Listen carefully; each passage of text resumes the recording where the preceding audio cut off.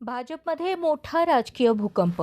4 दशकांच्या अखंड सेवेनंतरही पक्षाकडून दुर्लक्ष झालेल्या ज्येष्ठ कार्यकर्ते बाबूराव जमादार यांनी प्रभाग क्रमांक 3 मधून बंडखोर उमेदवार म्हणून रिंगणात उतरण्याचा धमाकेदार निर्णय घेतला आहे. बुधवारी अथर्व गार्डन येथे झालेल्या भव्य कार्यकर्त्या मेळाव्यात जमादार यांनी आपली बंडखोर उमेदवारी अधिकृत केली. पक्षाने अधिकृत उमेदवारी नाकारल्यानंतर हा निर्णय घेतल्याचे त्यांनी स्पष्ट केले. माझ्यावर भारतीय जनता पार्टीचे आमदार असो, अध्यक्ष असो, या लोकांनी मला लोकांसमोर भारतीय जनता पार्टीचा 85 पासून कार्यकर्ता आहे म्हणून मला नुसता फुगवायचं काम केलं. मी आज कुणाचं नाव घेत नाही, कारण वारंवार हे आम्हाला तुम्हाला संधी देतो, तुम्ही काम करा असं म्हणत ऐन टायमाला त्यांनी मला पत्तीकड करत असतात. मी त्यांना सांगू इच्छितो, बाबूराव जमादार काय केलं तुम्हाला असलं त्यांच्या चुका सांगायला पाहिजे. आणि तुम्ही 2 वेळा मला तुम्ही भारतीय जनता पार्टीचं बंडखोर उमेदवार करण्याची पाळी तुम्ही आणलेला आहे. अहो तुम्ही सांगा, आज पार्टी म्हणते निष्ठावंत कार्यकर्त्यांना तुम्ही तिकीट देता म्हणता. कोण निष्ठावंत आहे मला सांगा. आज एक महिला आली, त्या महिलांना महिला अध्यक्ष म्हणून केलं जातं आहे. आज एक महिला आली, त्यांना प्रभाग क्रमांक 3 कुठं आहे, कसं आहे आणि कोण आहे, कुणाचं नाव काय आहे त्या महिलेला माहीत नाही. या चाकोत्याच्या घराणा 40 वर्षापासून ह्यांच्यासोबत आम्ही संघर्ष केली, काँग्रेस म्हणून संघर्ष केली. अहो तुम्ही पार्टीसुद्धा नव्हता, आज तुमच्याकडे जबाबदारी आहे. तुम्ही लोकांनी नुसतं फसवेगिरी काम करता. तुमच्याजवळ उजुल्यागिरी करणारे, तुमच्याकडं चमचागिरी करणारे त्या लोकांना तुम्ही तिकीटं वाटता. आजकाल आलेल्या लोकांना अहो का हो काय आणि तुम्ही मुलाखत द्यायला होता माझ्यासारख्या 85 पासून भारतीय जनता पार्टी फुलात आघाडी असताना काम करणाऱ्या या माणसाचं तुम्ही मुलाखती घेतात. कोण घेतात मुलाखती? ज्याला भारतीय जनता पार्टीचं नाव माहीत नाही, त्याला स्थापना कधी झालं ते सुद्धा माहीत नाही, आणि मुलाखतीला उभारतात. आणि मुलाखतीला उभारलं हे लोक लावतात. अहो या पालकमंत्री झालेले पालकमंत्र्यांना सोलापूरची का माहिती आहे सांगा, का माहिती आहे? आणि यांना त्यांचे त्या जे महिला उभारले 3 नंबर प्रभागामध्ये ते महिलांचे त्यांचे वडील मित्र आहे किंवा त्यांचे जवळचे संबंध आहे म्हणून तिकीट वाढता. 40 वर्षे रात्रंदिवस पक्षासाठी झटलो, पण आजपर्यंत माझ्या कामाची दखल कोणी घेतली नाही. कार्यकर्त्यांचा विश्वास आहे म्हणूनच हा निर्णय घेतला. आता जनतेसमोर जाऊन न्याय मागणार. आज तुमच्या घोषणा एक असते, आमच्या भारतीय जनता पार्टीचे मुख्यमंत्री साहेबाचं घोषणा एक असते, तुम्ही कर्तव्य हे मला म्हणायचं नाही तुम्ही काय करता ते. पण तुम्ही मला वारंवार सांगायचं, बाबा बाबूराव जमादार तुला मी तिकीट देऊ शकत नाही, तू निवडणुकीला उभारू नको आणि तू तिकिटाचा अपेक्षा करू नको. मी कशाला करतो? माझं घर जाळून घेतलो मी. तू 3चा प्रभाग असताना विक्रम देशमुख अध्यक्ष होते, त्या पिरियडमध्ये तुम्ही काय म्हणलात, 3 वेळा पाठवला तुम्ही अध्यक्षकडे मला, आणि फोन आहे माझ्याकडे, रेकॉर्डिंग आहे. तुम्हाला प्रत्येक गोष्टीचा तुम्हाला पुरावा देतो. आज विक्रम देशमुख साहेब आहेत, त्यांना विचारा. ते आपटेमध्ये मला बोलवले, हेरिटेजमध्ये बोलवले, शेवटी 4थ्यांदा त्यांनी मला उमेदवारी द्यायचं त्यांनी नक्की केले. विजयकुमार देशमुख मालक 3चा प्रभाग असताना. मग त्या पाठोपाठ माझे नेते, माझे समाजाचे नेते नागपूरमध्ये गेलो, 3 तास त्यांच्या निवासमध्ये आम्ही बैठक केला. काय तर करू, आमचा नेता विचारला काय नाही, त्यांनी काय तर कमजोर असेल तर पैसे मी खर्च करतो म्हटले. माझा नेता दौलत नाना शितोळे, जय मल्हार क्रांती संघटनेचे, ते महायुतीमध्ये त्यांची आघाडी आहे भारतीय जनता पार्टीमध्ये. त्यांनी म्हटलं मला महाराष्ट्राची काही काळजी नाही, मला सोलापूर जिल्ह्यामध्ये 1 तिकीट द्या. त्यांना देतो. बाबूरावजवळ काय पैसे कमी का, बाबूराव खर्च करते आणि बाबूरावचा तुम्ही विचार करू नका, हे शब्द त्यांनी बोललेले आहेत. यांनी झटक्यामध्ये जर खोटं बोलत असेल तर मला त्यांच्याशी काय देणं घेणं नाही. कारण का असं करू नका. तुम्ही केसानं गळा कापायचं बंद करा. सरळ सांगायचं तुम्हाला तिकीट आम्ही देऊ शकत नाही. अहो आम्ही आत्तापर्यंत किती मोठा खर्च केला, आमची परिस्थिती आहे का?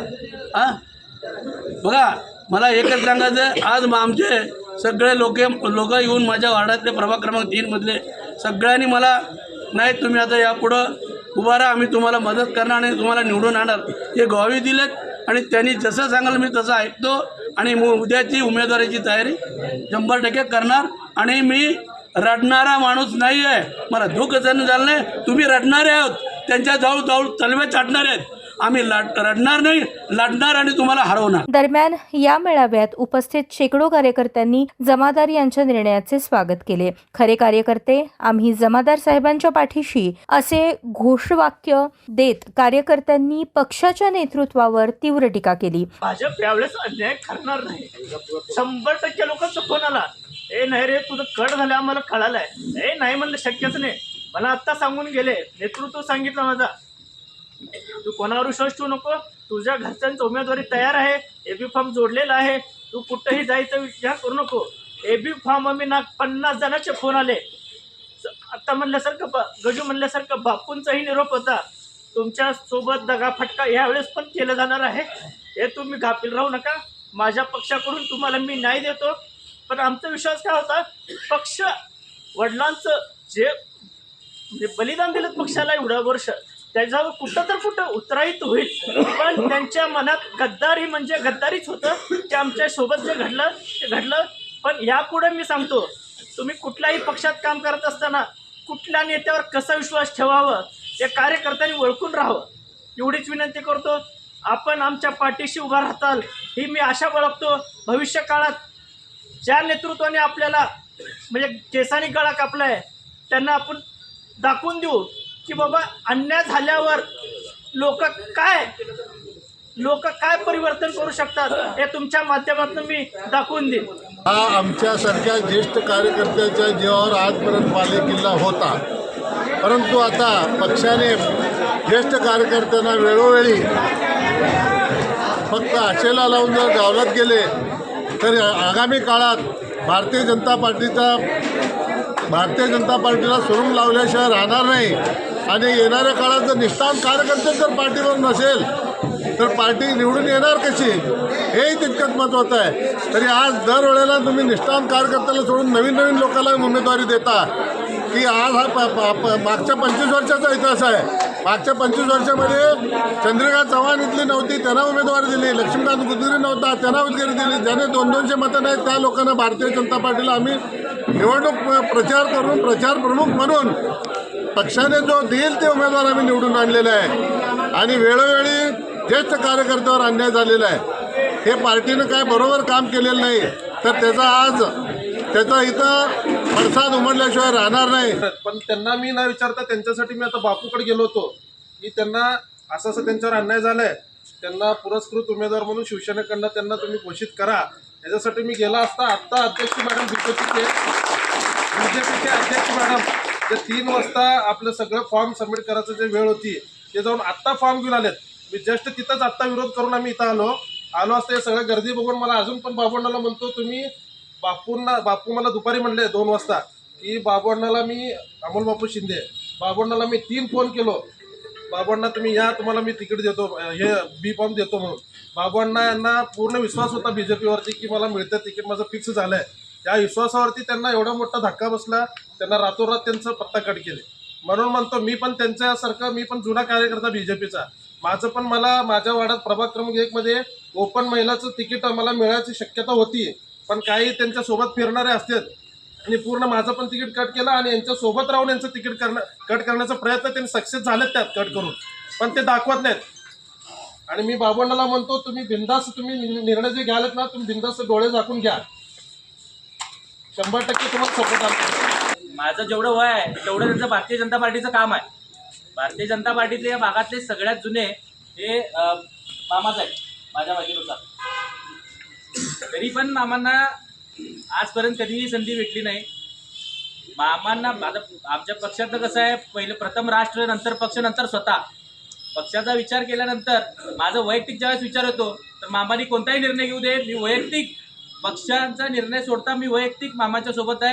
मामांनी कधी फॉर्म भरले होते, मालकाने तिकीट देतो म्हणले, पण काय शेवटपर्यंत त्यांना आश्वासन दिले, असं तर देतो फिक्स म्हणले. आम्ही सुद्धा त्यांना ऑफिसला जाऊन सांगितले, बाबूरावर अन्याय होत आहे, तुम्ही यावेळी काय बी करून यांना तिकीट द्या आणि तुम्ही त्यांच्यावर डोक्यावर हात ठेवता ते निवडून येतात म्हणून ते सुद्धा बी आम्ही सांगून आलो.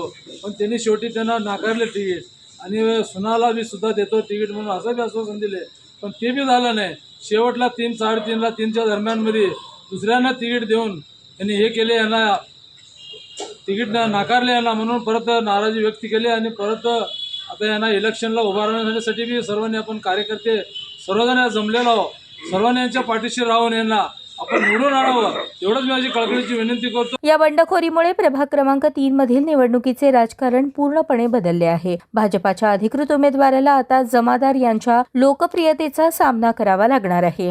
जुन्या कार्यकर्त्यांच्या दुर्लक्षाची किंमत पक्षाला मोजावी लागणार आहे. हा निर्णय केवळ जमादार यांचा नाही, तर प्रत्येक उपेक्षित कार्यकर्त्यांचा आवाज आहे. पक्षाच्या केंद्रीय नेतृत्वाकडून यावर काय प्रतिक्रिया येते हे पाहणे महत्त्वाचे ठरणार आहे. प्रभाग क्रमांक 3 मधील निवडणूक आता त्रिकोणी लढतीत रूपांतरित होण्याची शक्यता निर्माण झाली आहे.